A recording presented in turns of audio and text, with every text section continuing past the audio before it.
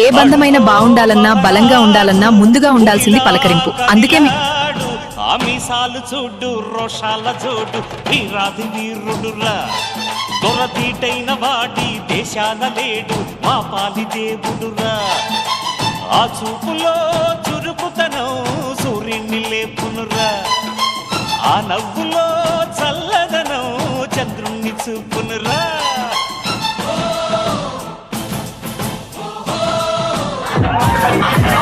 అడుగో